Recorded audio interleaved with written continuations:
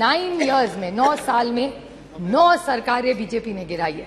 अरुणाचल, उत्तराखंड, मणिपुर, मेघालय, कर्नाटका, गोवा, मध्य प्रदेश, पुडुचेरी और महाराष्ट्र 2 बार। This is it. And what is it?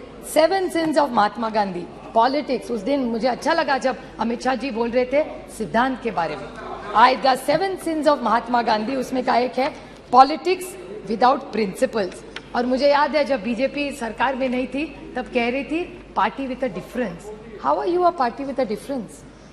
9 साल में 9 सरकारें गिनवाई है मैंने। फिर बहुत हो गई महंगाई की बात। I think professor Roy just touched on some of it. He only spoke about tomato. प्याज का क्या है, दाल का क्या है, आटे का क्या है, नमक का क्या है, चावल का क्या है, तेल का क्या है, चाय और दूध। टोटल जब यूपीए की सरकार थी ये सारी थाली 500 रुपए के अंदर बचती थी।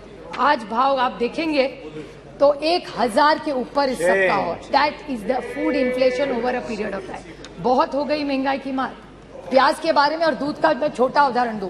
प्याज के बारे में मैंने जब महाराष्ट्र में इतना प्याज था, मैं विनती करके थक गई कॉमर्स मिनिस्ट्री को, पीयूष जी गोयल को मैंने ट्वीट भी किया था, उनका जवाब भी आया था कि आप ये प्याज जो महाराष्ट्र में पड़ा है कोई नहीं ले रहा है, उसको प्लीज आप एक बाहर भेज दीजिए।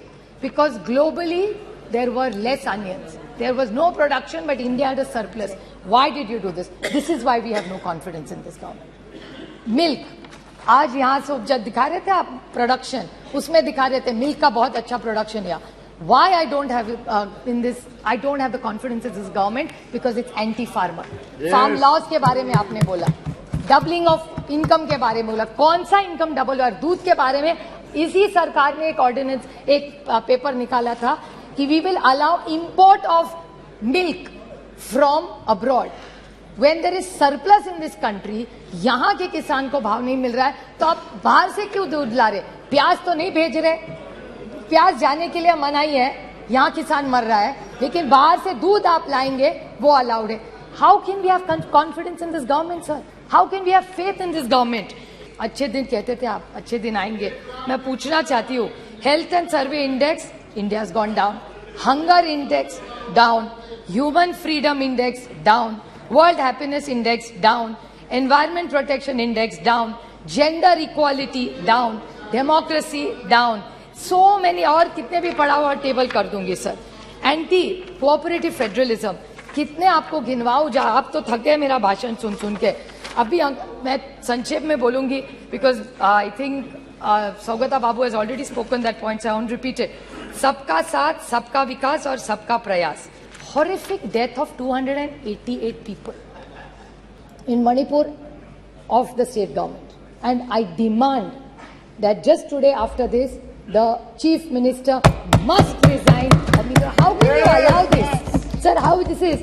People dead 179, people displaced 60,000, relief camps 350, still in camps 40,000 people, houses burnt 3,662, religious places burnt 321, companies by the companies of Central Force deployed 161, and cases of rioting, murder, rape 10,000, sir. 10,000 se zyada. Have we become so insensitive? This is the problem with this government, and I want to seek a clarification, which Gaurav Gogoi touched in a very small way, because I'm very confused. So I would like to ask this question to this government, that there is a PIL filed in the NI court.